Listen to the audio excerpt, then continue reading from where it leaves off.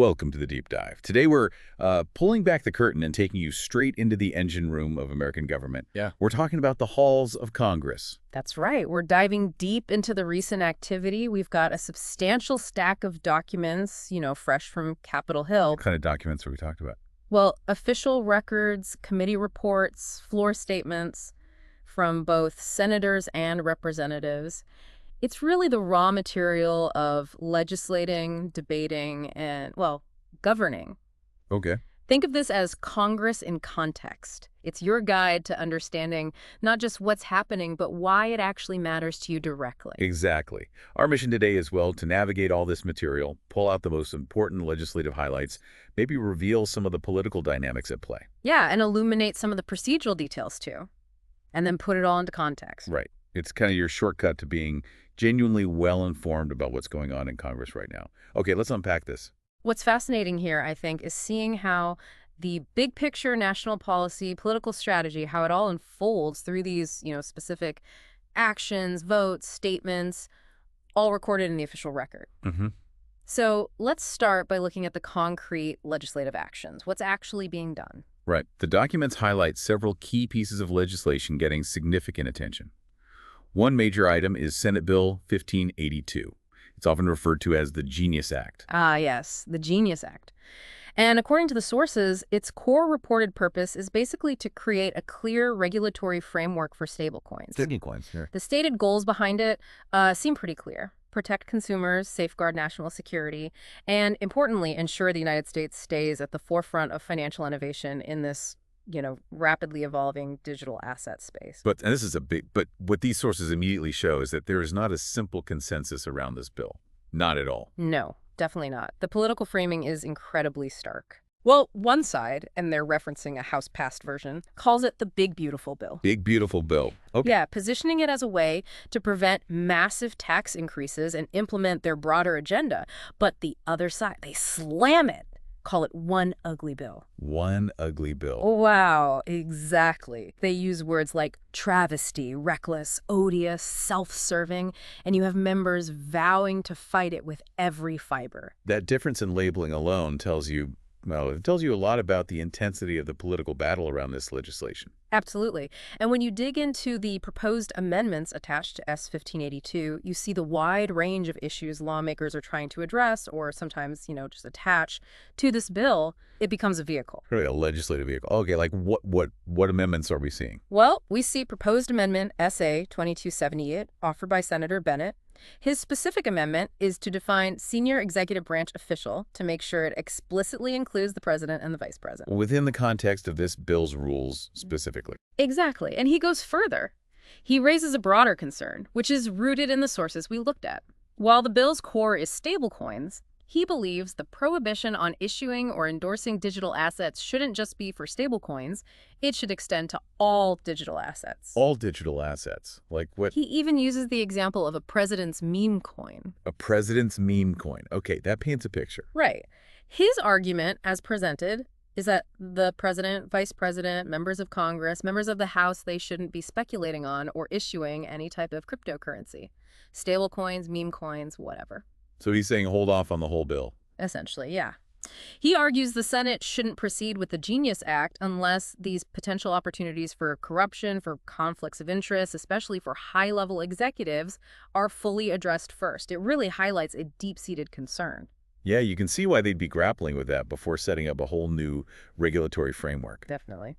Then you have Amendment SA 2285. This one's from Senator Tuberville. Okay, what's this one about? This one pivots to national security concerns. It focuses on restricting foreign ownership of foreign payment stablecoin issuers. Ah, restricting ownership. Which countries? It specifically lists prohibited countries. Let's see.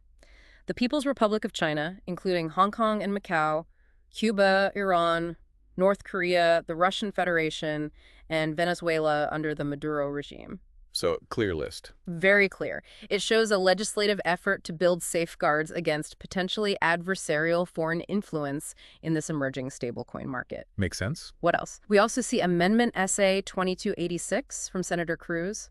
This proposes an exception from sanctions. An exception for what? It suggests that transactions using self-custodial software or hardware, think personal crypto wallets, should be exempt from sanctions if those transactions are for one's own lawful purposes. Interesting. So that touches on debates around individual digital asset ownership versus government authority. Exactly. And then there's Amendment SA 2287 from Senator Van Hollen and others. This one circles back directly to that concern about transparency we mentioned earlier. How so? It would require senior executive branch officials, again, explicitly including the president and vice president, to disclose their interests. Disclose interests in what specifically? In payment, stablecoin issuers, and also other virtual currency. The disclosure would have to cover the identity and the category of value of their interest in an issuer, plus the value of any stablecoins or other virtual currency they hold. And when would this apply? This would apply to financial reports for 2025 and onwards. Okay, so that's a very concrete legislative attempt to bring potential digital asset conflicts of interest for high-level officials, out into the open. Absolutely. You see a clear thread running through these amendments, a real desire for greater transparency and a concern about corruption risks in this new financial frontier. Yeah, that seems pretty consistent. Precisely. And there's another Van Hollen amendment, SA 2280. This one deals with the acquisition of permitted payment stablecoin issuers. Acquisitions? How? It basically mandates a prior application to the relevant regulator before a change of control happens. The pre-approval. Sort of. The process detailed involves the regulator making a determination within 30 days, with possible extensions about whether control is actually being acquired. The very act of filing the application gives some temporary relief until that determination is made. Okay. Can the regulator change their mind? Yes, the source says they could revoke or modify a determination after giving notice, and they'd consider factors like whether the purchase is purely for investment or if it's really intended to gain control. And the final decision. Approval or denial has to happen within 120 days, again, extendable. And the regulator is explicitly required to consider the public interest and the needs and convenience of the public in their decision. How do they define control here? Control in this specific context is defined as the power, directly or indirectly, to direct or cause the direction of the management and policies of the issuer. So this amendment seems like an effort to regulate consolidation and ownership within the stablecoin space itself, trying to aim for stability and protect public interests as this market develops. Exactly. It's trying to put some guardrails in place. Okay, so moving on from stablecoins now. The sources also place a significant emphasis on another major upcoming deadline: tax relief. Ah, yes. The expiration of the 2017 tax relief provisions. That's set for the end of this year. And this is clearly a major focus for one side of the aisle, right? Yep. Identified as a Republican priority. Absolutely. They frame the 2017 Act as having been, successful in putting money directly into the pockets of working Americans. And they paint a pretty stark picture of what could happen if Congress doesn't act before the year ends. Very clear. According to one source, failing to extend these provisions would amount to a massive $2.6 trillion tax increase in 2026. $2.6 trillion. Who does that affect? Specifically, Americans making less than $400,000 a year. They claim 62% of Americans would see a tax increase. Wow. Do they break it down further? Yeah, the projected impact goes down to the family level in these sources. The child tax credit would reportedly be cut in half for working parents. That's what they say. And the average family of four earning $80,000 could face about a $1,700 increase in their taxes. $1,700. And they also frame this projected increase as happening on top of what they specifically term reported 20% inflation from Bidenomics. Okay, so the language is definitely charged there. Very much so. So the goal articulated by this side is to prevent this hike by permanently extending that tax relief. And what's the timeline they're aiming for? Well, notably, the specific time frame they've set for themselves is pretty ambitious. Yeah. Get the final bill passed and to the president's desk before the 4th of July. Before July 4th. That suggests an intense push on this issue is planned for June. It really does. And the sources underline the reported real-world impact on constituents. There's mention, specifically from Texas, of constituents facing maybe $3,000 tax increases next year, emphasizing their dependence on renewing these provisions. And businesses. Small businesses, too. Reportedly relying on the stability provided by the 2017 Act to make decisions about hiring, purchasing equipment, providing benefits. It grounds the high-level tax policy debate in these tangible economic effects described in the documents. Okay, so tax relief is huge. What else is high on the priority list for June, according to the sources? A rescissions package. Rescissions. What's that about? Yes, this is described as a package the White House intends to send to Congress this week, actually. This week, what's the purpose? The stated purpose is that the administration has identified what they term wasteful uses of taxpayer dollars. Wasteful uses. Right. And Congress will take up this package with the goal of eliminating that waste. It's explicitly noted as a priority item on the legislative agenda. Okay, so keep an eye out for that. Definitely. Now, here's where things get particularly interesting, and it really shows how Congress operates. Oh. Embedded within those amendments proposed for the Genius Act, S. 1582, Yeah. the stablecoin bill we talked about, Yeah. are extensive policy discussions related to the Western Balkans and Georgia. Wait, foreign policy tacked onto a stablecoin bill? Exactly. It demonstrates how major foreign policy debates, sanctions frameworks, aid conditions, all this stuff can be debated and potentially advanced within seemingly unrelated domestic legislative vehicles. Fascinating. Let's explore the Western Balkans section first then, since you said it's quite detailed. Okay. The sources articulate a clear belief that peace, stability, prosperity in the region are intrinsically tied to democratic and economic advancement. There's a recognized mutual interest, U.S. and the region, in fostering growth. And it acknowledges progress. It does. It acknowledges progress on reforms and movement towards European Union integration. It discusses existing regional efforts like the Common Regional Market, the Berlin Process, the Open Balkan Initiative. What does it say about those? Notes their potential to improve conditions while also stressing the importance of inclusion, transparency, and aligning with EU standards in these initiatives. But there are challenges too, right? Oh, yes. The sources highlight significant, persistent challenges there. Corruption, particularly among leaders. The spread of disinformation undermining democratic processes, elections, vulnerability to cyber attacks, and a concerning dependence on Russian fossil fuels. So what's the proposed U.S. role in all this? It's quite comprehensive, actually. It includes the Commerce Department using its Foreign Commercial Service to promote trade and investment, U.S. Cyber Command and the State Department working together to defend regional security, Wow. including deploying cyber hunt forward teams at partner nations' requests. And it explicitly frames securing networks as a national security priority for the U.S. in that region. Okay. Are there specific countries mentioned? There are specific concerns detailed about Serbia, focusing on the December 2023 elections. What about them? The source references a report that found unjust conditions and numerous procedural deficiencies, things like inconsistent safeguards, overcrowding at polls, breaches of vote secrecy, instances of group voting. Serious issues. Very. It goes so far as to assert that voting must be repeated in certain polling stations. And there's also concern raised about Serbian officials accusing peaceful protesters, opposition figures, civil society groups of attempting to destabilize the government. The source says this threatens the safety of those groups. So what does the legislation propose doing about it? It calls for specific actions. Supporting university partnerships, funding research into foreign policy, cyber resilience, disinformation, developing relevant curricula, backing young leaders, governance, environment, ethics, inclusion, providing economic and technical assistance, specifically mentioning a Young Balkans Leaders Initiative. Sounds quite involved. It is. And there's a requirement for an interagency report focused specifically on cybersecurity and the digital information environment in the Western Balkans. This report must include identifying Russian and Chinese malign influence networks and individuals operating there. Wow. So this whole section reveals a legislative push for a much more detailed, strategic, and, well, proactive U.S. policy towards the region's really complex challenges. Exactly. It's not just a passing mention. Okay, now let's turn to Georgia, which you said is also addressed in these amendments. Right. The sources include a sense of Congress that, while it applauds the progress of the Georgian people since independence, it explicitly notes significant democratic backsliding in recent years. Democratic backsliding. That's a critical phrase, signaling a shift in how some lawmakers view the current trajectory in Georgia. Definitely.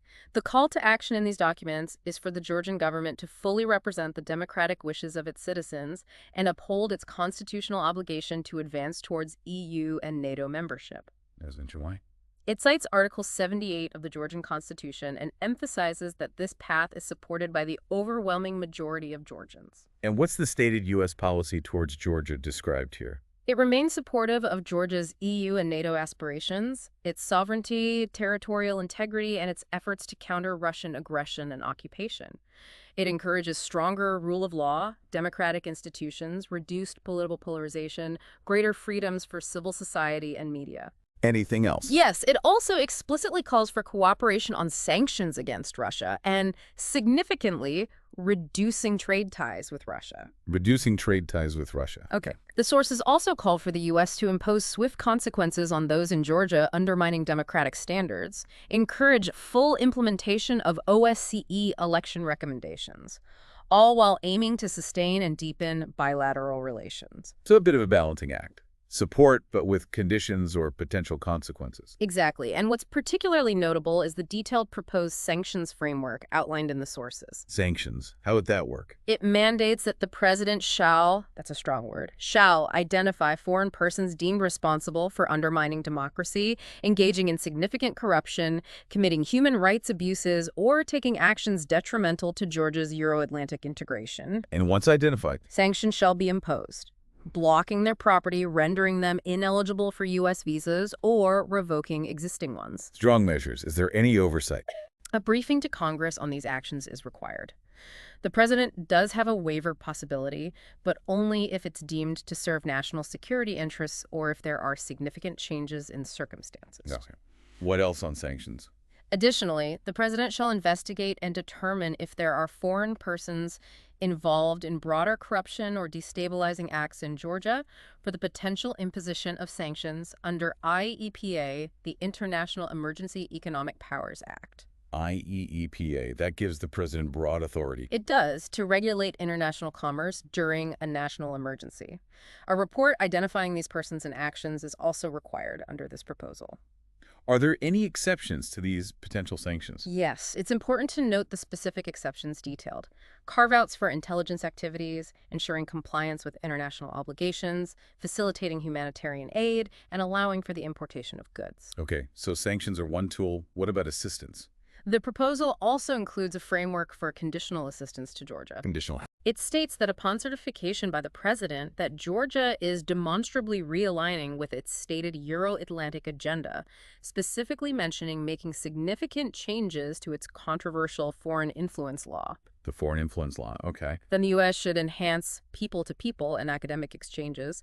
And crucially, it also says the U.S. should maintain or expand military cooperation. What kind of military cooperation? Including providing equipment specifically for territorial defense against Russian aggression, along with related training and support. So help is tied directly to Georgia changing course. Pretty much. There's a related sense of Congress stating that if Georgia does realign and receive that certification, the president should take steps to improve bilateral relations, including bolstering Georgia's ability to deter threats from Russia and other, quote, malign actors. This entire section, then, reveals a really complex legislative approach.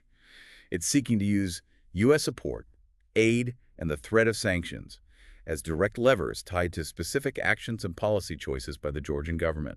Democracy, corruption, its relationship with Russia and the West. It's all intertwined. Absolutely. It's a very layered strategy being proposed here. Okay.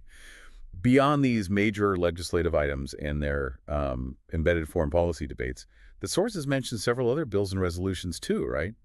Gives a sense of the breadth of issues Congress is considering. Exactly. For instance, there are resolutions supporting the designation of June 6th as National Gun Violence Awareness Day and June as National Gun Violence Awareness Month. Which resolutions are those? HRSHOs 457 and SRES 260 are mentioned. They've been referred to the Judiciary Committee. What do these resolutions call for? Promoting awareness and safety, encouraging people to wear orange on June 6th, focusing national attention during summer months when gun violence often increases, and bringing community members and leaders together to find ways to make communities safer. It shows lawmakers engaging with a prominent social issue through, symbolic but potentially impactful designations. Okay. Anything else notable? There's also a notable bipartisan resolution, SRES 259. This one recognizes June 2, 2025, as the 39th anniversary of C-SPAN chronicling democracy in the Senate. C-SPAN, that's interesting. Bipartisan, you said? Yeah, Senators Grassley and Klobuchar are explicitly mentioned as sponsors. What does the resolution highlight about C-SPAN? Well, it notes that C-SPAN 2 began its gavel-to-gavel coverage of the Senate back on June 2, 1986, after House coverage started in '79. It praises C-SPAN as an essential conduit, providing uninterrupted, unfiltered access to Senate proceedings. Unfiltered access, that's key. Definitely. And the scale of C-SPAN's work is highlighted too. Over 43,830 hours of Senate sessions recorded, more than 169,000 speeches captured, over 23,439 roll call votes documented. Wow, that's a lot of footage. It really is. The source notes this access is crucial for constituents to see history unfold and hold officials accountable by witnessing every vote. There's even a specific detail about Senator Grassley himself presiding on C-SPAN 2's inaugural day in 1986. That's a nice touch. Does the resolution do anything else? Importantly, yes. It includes a call for television providers, including streaming services, to prioritize C-SPAN delivery so all Americans can easily watch Congress in action. So adapting to the times. Exactly. This bipartisan support for C-SPAN really underscores a fundamental shared value among lawmakers for transparency and public access to the legislative process, even as media consumption shifts. That's good to see. Are there other bills mentioned briefly? Yeah, the sources list others covering a wide array of topics, just demonstrating the diverse workload. There's S-1924, that's to add suicide prevention resources to school ID cards. S-1923, setting the rate of pay for Consumer Financial Protection Bureau employees. S-1032, related to military benefits for disability retirees. S-1162, amending the definition of firearms for National Firearms Act purposes. Lots of variety. Definitely. S-1296, strengthening foreign gift disclosure requirements for universities. S-1316, allowing Copy S grant funds for local law enforcement recruits. And S-1885, which proposes requiring a potential mental health warning label on covered platforms. Okay, so just a snapshot showing the sheer variety of issues lawmakers are tackling through legislation. Exactly. It's not all just the big headline items. Yeah, let's look at the scheduled activities, specifically votes and nominations, because the sources lay out the calendar and reveal some of the procedural steps involved. Right. Votes on nominations often follow committee consideration and then floor debate. And we often see cloture motions. Cloture, that's the vote to end debate, right? Yeah. Used to move things along, especially controversial nominations. Precisely. And the schedule for Tuesday, June 3rd, provides a concrete look at this process in action. What's on the docket for Tuesday? There's a scheduled vote on the confirmation of Michael Duffy to be Undersecretary of Defense for Acquisition and Sustainment. That's set for 11:30 a.m., following the time allotted after cloture was invoked on his nomination. Okay, so Duffy vote at 11:30. What else? After that, the Senate is scheduled to vote on a cloture motion for the nomination of Allison Hooker. She's up for Undersecretary of State for Political Affairs. So a vote on cloture first for Hooker. Correct. If that cloture motion succeeds and debate is ended, then the confirmation vote on Mrs. Hooker is scheduled for 2:05 p.m. after a recess for their weekly conference meetings. Got it. Any other nominations moving? The source also notes that consideration has begun for Edward Walsh to be ambassador to Ireland. A cloture motion has already been filed on his nomination. Okay. Let's focus on the debate surrounding that Michael Duffy nomination, though. You said it's detailed extensively in the source documents and highlights significant political conflict. Yes, it really does.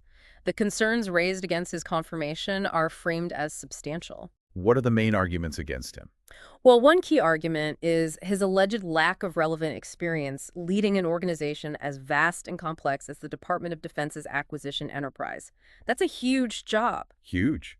Is it just about experience? No, beyond just experience, the source delves into his past actions.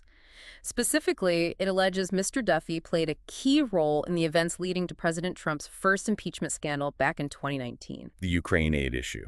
Exactly. The claim is that while he was a top official at the Office of Management and Budget, OMB, Mr. Duffy directly instructed the Pentagon to withhold $250 million in congressionally appropriated military aid to Ukraine. And the allegation is this was tied to. While the administration was reportedly seeking information on political opponents, the source frames this alleged action as an abuse of public office for political purposes and, in the view presented, deems it disqualifying for a high-level DoD position. Serious charges. Yeah. Anything else? Furthermore, there's concern voiced about Mr. Duffy's potential willingness to disregard Congress's statutory directions if he is confirmed, and a critical point raised connects him to Project 2025.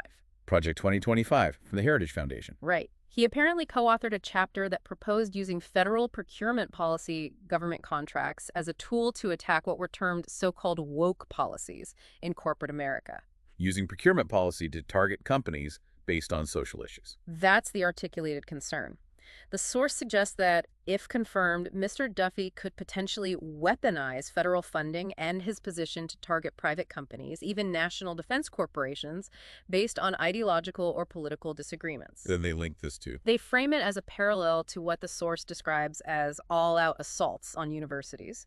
So this debate over the Duffy nomination clearly represents a significant political conflict. It's centered on qualifications, past conduct related to separation of powers, and the potential future use of a powerful government position to advance a specific ideological agenda. Yeah, you can see why that would be contentious. Very. The sources also provide a list of other nominations currently pending committee review, just showing the volume of personnel decisions Congress has to process. Who else is waiting for committee review? Before the Senate Finance Committee, you've got William Long for IRS Commissioner, Joseph Barloon for USTR, Janet Dillon for PBGC Director, and Brian Morrissey Jr. for Treasury General Counsel. Okay, that's finance. What about Homeland Security? Before Homeland Security, nominations include Sean Carencross for National Cyber Director, Robert Law for Undersecretary for Strategy, Policy and Plans, James Percival for General Counsel at DHS, and Sean Planky for CSASA Director. Busy committee. Yeah, and the same committee is also reviewing Kevin Rhodes for Federal Procurement Policy Administrator and James Woodruff II for MSPB member. Have any nominations been pulled? The documents also note nominations that have been withdrawn by the president. Jared Isaacman for NASA Administrator and John Bartram for Assistant Secretary of Veterans Affairs. Okay. Any others? And one nomination, Gregory Autry for NASA CFO, was referred to a different committee, Commerce, Science, and Transportation, which indicates maybe a jurisdictional shift or reassessment. Interesting. So beyond the specific bills and votes, the sources also offer glimpses into the underlying procedural mechanisms of Congress. Right? How things actually work. Exactly. While we don't need to detail every single rule, looking at examples like the Senate Foreign Relations Committee rules mentioned helps illustrate how these institutions actually function day to day. Right. Like what? For instance, these rules highlight that this particular committee is unique. It's the only Senate committee with a specific jurisdiction to review and report on treaties submitted by the president.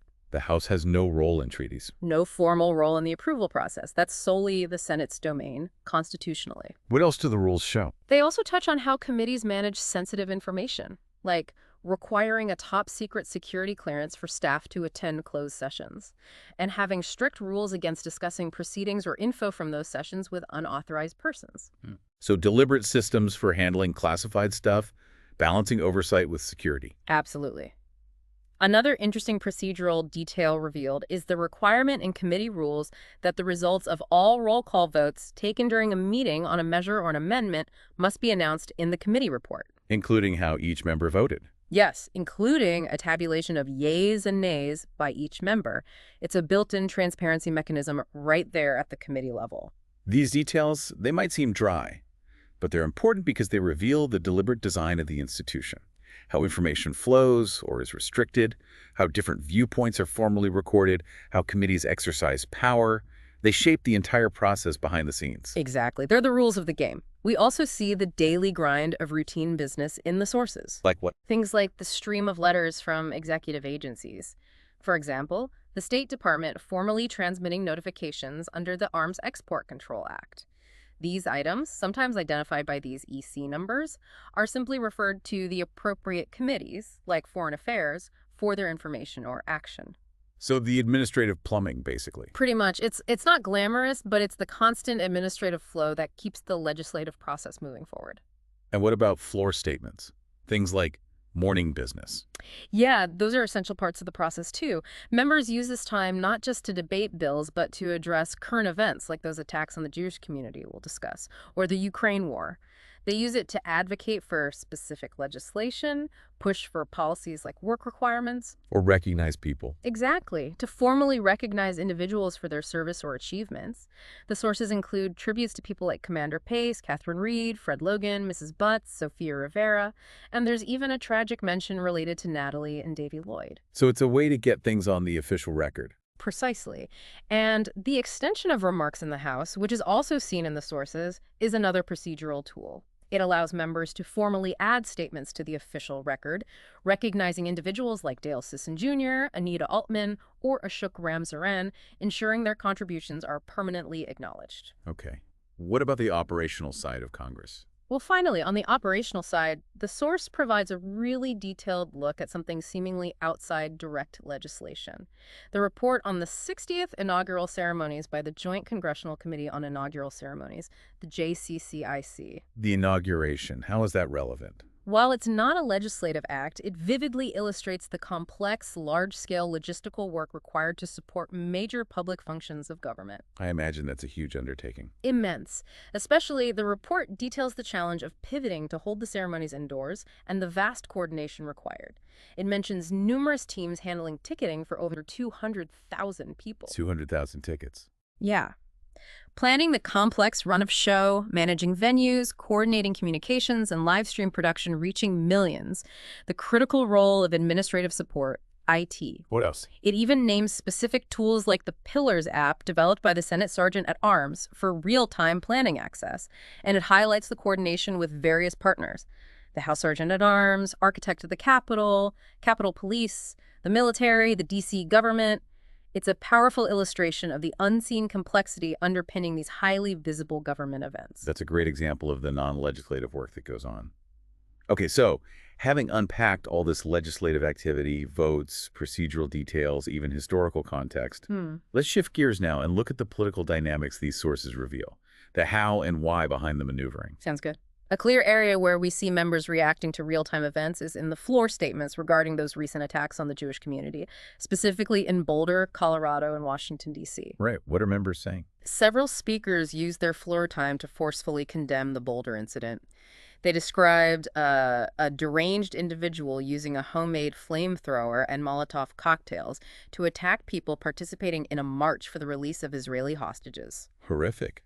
Did they mention the attacker's motivation? The alleged attacker reportedly yelled "Free Palestine" during the incident. And the sources mention other details. Yes, they cite reporting suggesting the individual may have been in the country illegally after overstaying a visa. Members highlighted this was the third high-profile attack on the Jewish community in just 2 months. It occurred on the Jewish holiday of Shavuot and reportedly involved a Holocaust survivor among the 8 injured. Just awful. How was the response in Congress? Yeah. Unified. Remarkably so, yes. The condemnation from multiple speakers from different points on the political spectrum was unified and strong. What kind of language did they use? Phrases like calling the conduct completely unacceptable, stating there is no place for this violence, emphasizing the need to forcefully condemn anti-Semitism and do everything we can to stand with and protect our Jewish neighbors. Was there any broader commentary on anti-Semitism? Yes, one senator made a specific, pointed statement. They argued that assigning collective or hereditary blame to Jews for the conflict in the Middle East is blatantly anti-Semitic, and that this phenomenon is happening too much in America today. Any calls for action? Yes, there's a clear call within the sources for the FBI to use the full extent of their power to investigate these attacks. This moment, as presented, really stands out as an instance where members set aside partisan differences to speak with one voice against hate and violence targeting a specific community. It highlights a shared concern for safety and combating anti-Semitism. Okay. What about other current events? Ukraine? On another critical foreign policy issue, the ongoing war in Ukraine, the sources capture the viewpoints being articulated on the floor. There is consistent expression of support for Ukraine, recognition of the resilience, enabled in part by U.S. aid. Do they talk about the costs? Yes, members detail the staggering human costs, the destruction, the reported abductions by Russian forces. They note Russia's desperate use of foreign assistance from countries like North Korea and Iran. Is there a discussion of peace talks? While there's a desire for peace talks expressed, there are very clear conditions articulated in the sources. Such talks should not be a blatant giveaway to Vladimir Putin. Okay. Nor should they be based on illusions about his long-term intentions for Ukraine or the NATO alliance. And crucially, there's an emphasis that peace should not come at the security expense of our Baltic and Polish allies, who are also seen as potential targets of Putin's actions. So support for Ukraine remains strong, but with caveats about peace talks. Any calls for specific types of aid? Yes, there are specific calls for continued and even increased U.S. support. mentioning the immediate need for more drone and counter-drone technology and enhanced intelligence sharing. So this frames the Ukraine war debate as a high-priority, ongoing foreign policy discussion in Congress, with members advocating for different tactical and strategic approaches to the conflict and the level or nature of U.S. involvement. Exactly. It's far from settled. Okay. Now let's dive back into the points of clear partisan conflict. You said those are very evident in the sources. Oh, absolutely. That incredibly stark difference in framing the tax budget bill Big Beautiful versus One Ugly perfectly illustrates the deep partisan divide. Right. It sets the stage for a major battle where each side defines the legislation in just diametrically opposed terms. Completely. One side claims the bill is necessary to prevent the largest tax increase in American history and to do other very important things. And the other side. Counters by calling it a travesty, reckless, odious, self-serving, vowing to expose it for what it actually is and labeling it one of the most reckless, odious, and self-serving pieces of legislation. It's strong language. Very strong. Is there a specific provision highlighted as a major point of contention? Yes, by those opposing the bill. A provision that would restrict the power of judges to hold government officials in contempt of court. Restricting contempt powers. How is that being interpreted? By the opposition, it's interpreted as a deliberate attempt to codify what they term an attack against our judicial system, to make the courts toothless by neutralizing their contempt powers. And the concern is? The concern, as articulated, is that this would make it easier for an administration, and they specifically mention a potential Trump administration, to simply ignore court orders. Wow.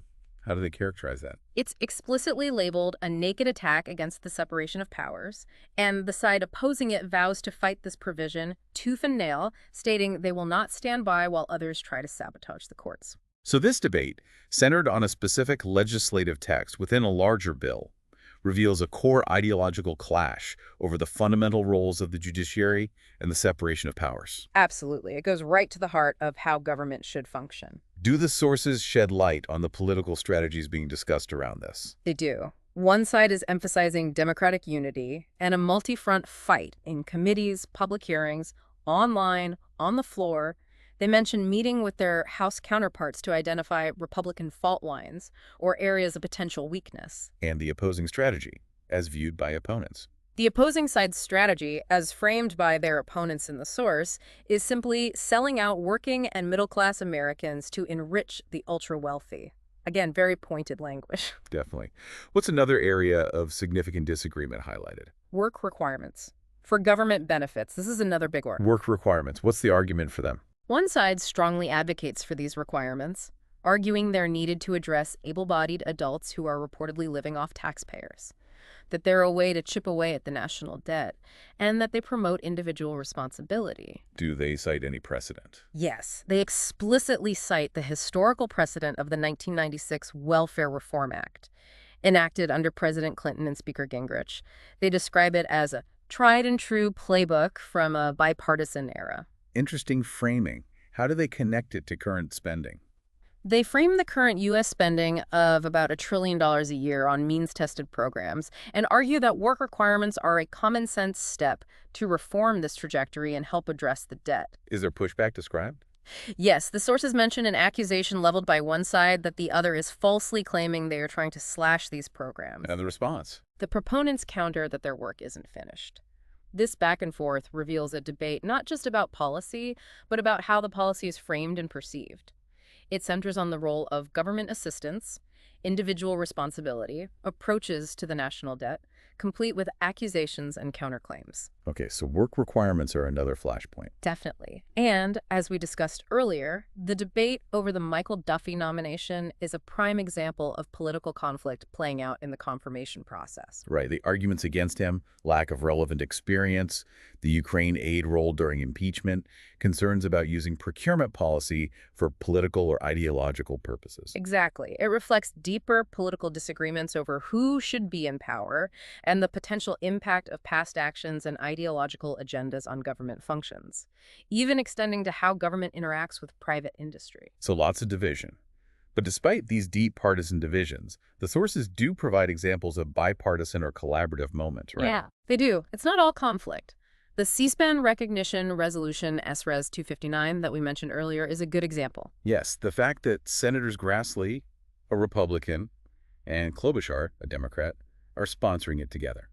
Right. Sponsoring a resolution together to recognize the importance of C-SPAN for transparency and public access to Congress, it truly highlights a shared value that transcends party lines, making the workings of government visible to the public. And the specific details they include about C-SPAN's history and reach just underscore this consensus on the value of transparency itself. Absolutely. And that historical reference to the 1996 Welfare Reform Act. As a tried-and-true playbook from a bipartisan era. Yeah. While it's being used in a partisan debate today, the act itself serves as an example, cited right there in the sources, of a time when consensus on certain complex issues like welfare reform and work requirements was achieved across the aisle.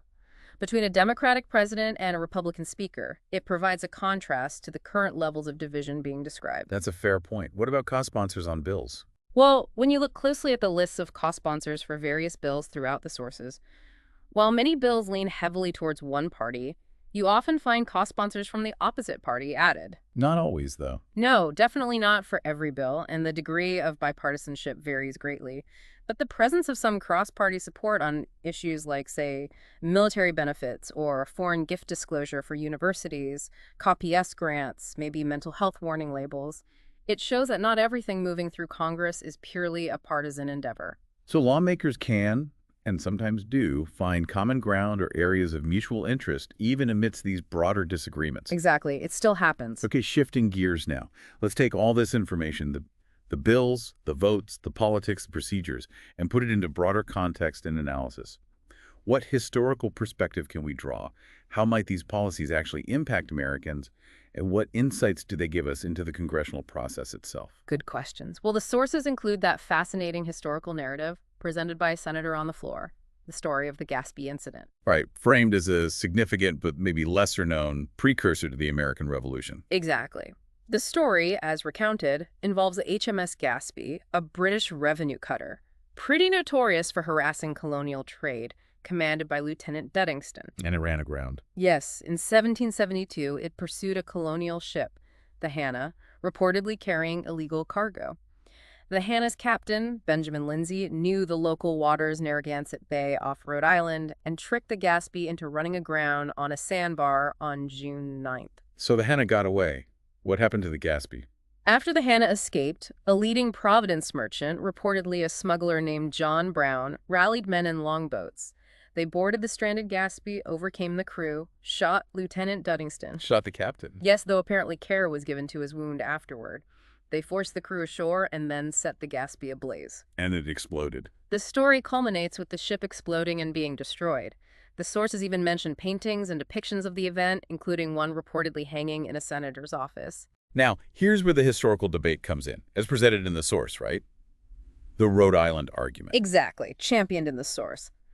The argument is that this attack was the first major armed act of rebellion by American colonists, happening on June 10th, 1772, the day of the burning. And that's before the Boston Tea Party. More than a year before. The Boston Tea Party was December 1773. The argument is that the fallout from the Gaspee incident, King George III demanding severe accountability, the resulting standoff between colonial and British courts played a crucial role in unifying the colonies against British authority. And Rhode Island's role.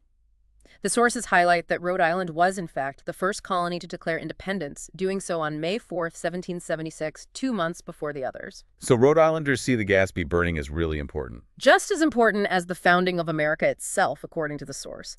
It even quotes a Rhode Island official calling the Boston Tea Party pretty weak tea compared to blowing up the goddamn boat and shooting its captain. Strong words. Very strong. Why is it overlooked, according to the sources? They suggest maybe an early focus on Massachusetts history in accounts written by Harvard and Yale professors, and note that the Boston Tea Party was popularized much later, in the 1830s, when talking about rebellion felt safer, and the name Tea Party was actually invented then. Is there other evidence? A 1922 New York Times article is cited, referring to the Gaspee as the uncelebrated burning, and arguing the Tea Party was nothing more in comparison. So this whole story serves as an example, right there in the Congressional Record, of lawmakers using floor time to promote specific historical narratives argue for their significance, and link them to the spirit of independence. Exactly. And the sources detail ongoing efforts in Rhode Island to keep the story alive. The annual Gatsby Days celebration, now in its 57th year. A parade, officials, reenactors. Local ads, state-level recognition with posters, a Brown University virtual reality app, even a license plate depicting the burning, described as looking wicked cool. It's a fascinating look at how history is debated and kept alive, even within the halls of Congress. Okay, interesting historical detour.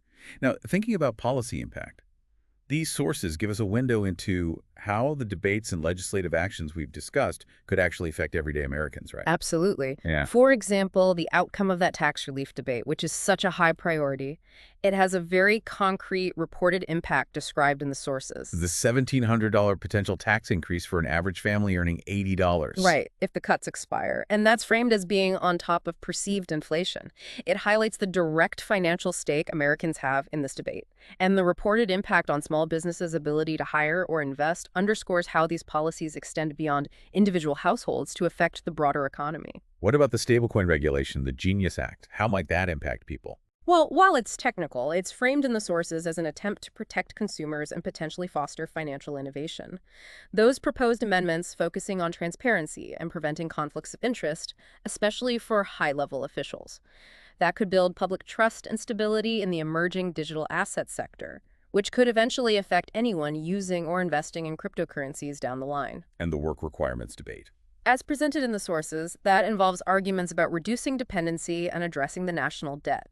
While one side claims it could harm vulnerable populations, the proponents emphasize promoting responsibility and reforming spending. The actual impact would depend heavily on the details of any policy passed and who is affected. But it speaks to fundamental questions about the social safety net and individual obligations.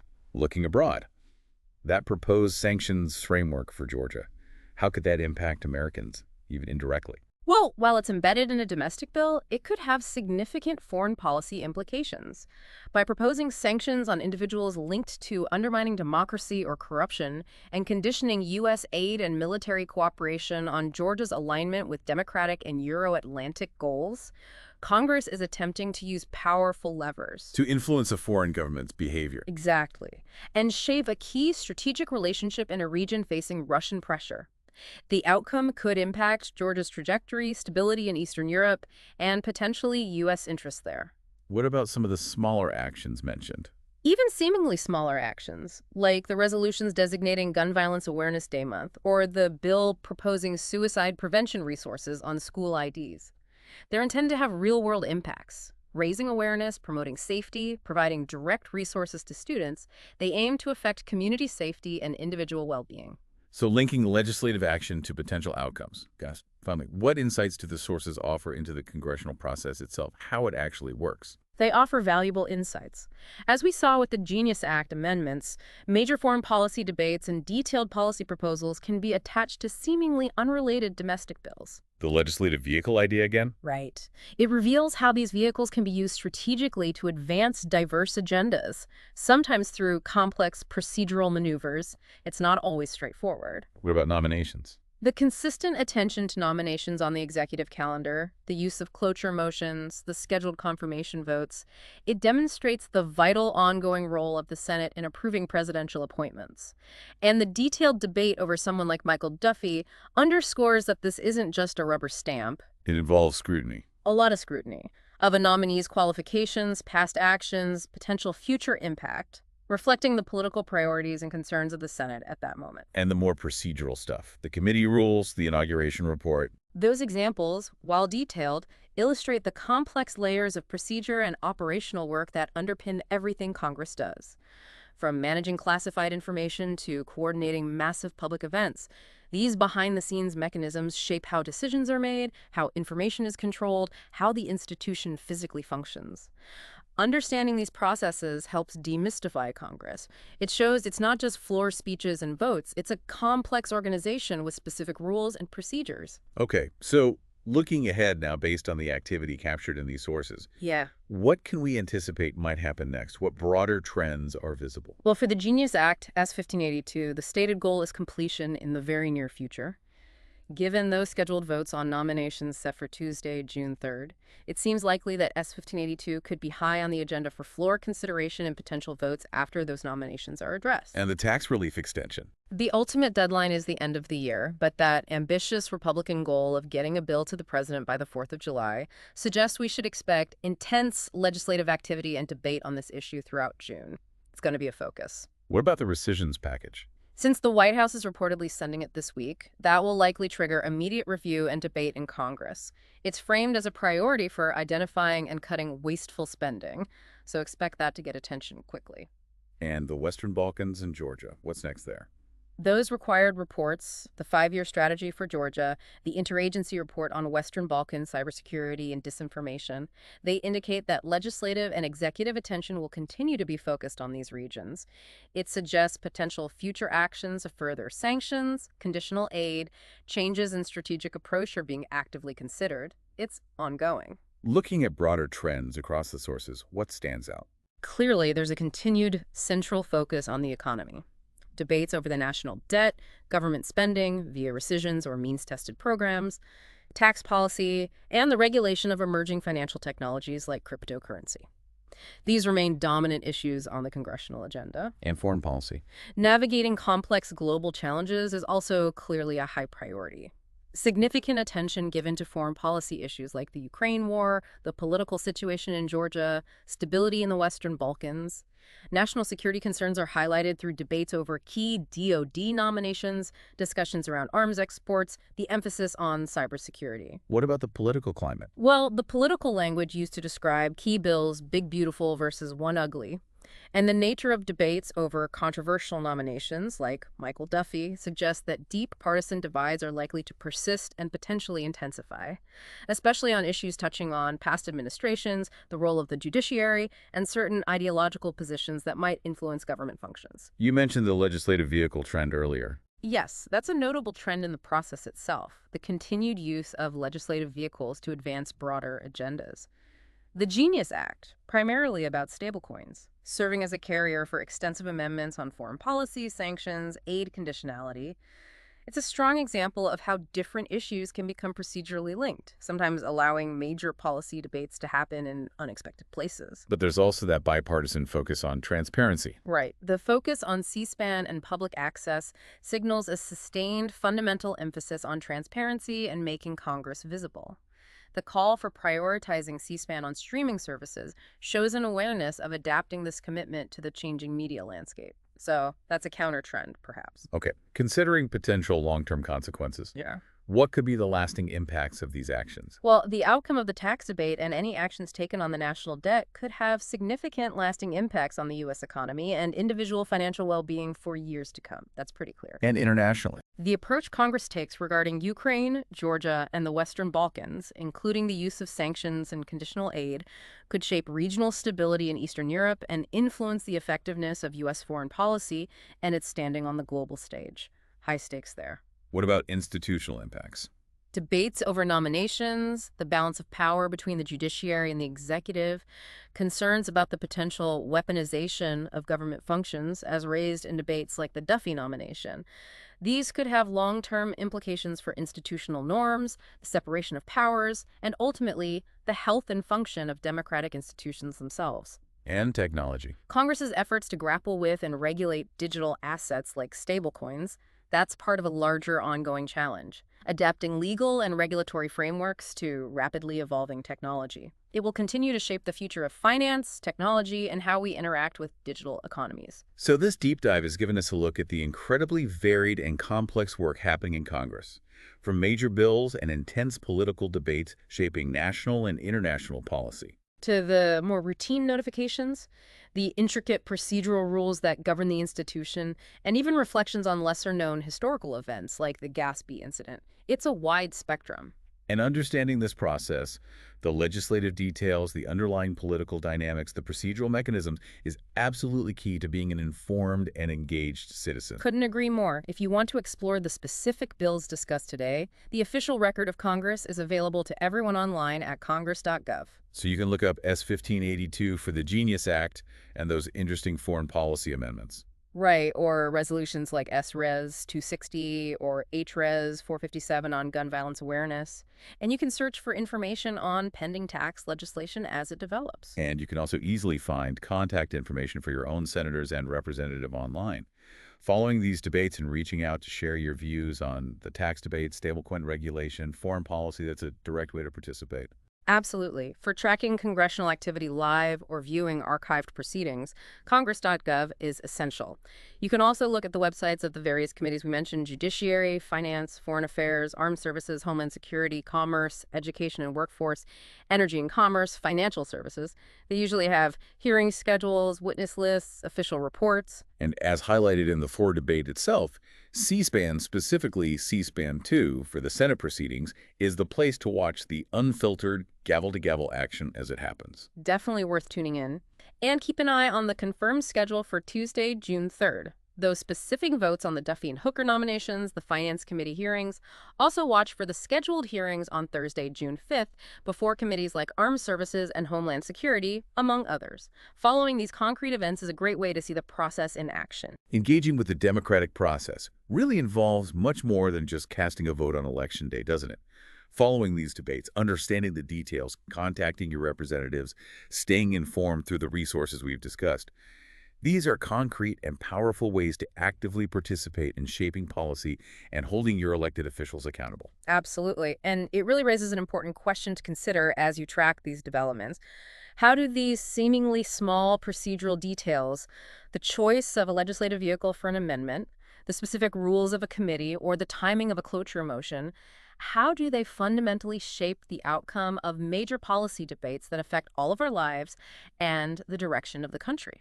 It's something to think about. A truly essential question to keep in mind. Thank you for joining us for this deep dive into Congress in context. Keep exploring, stay informed.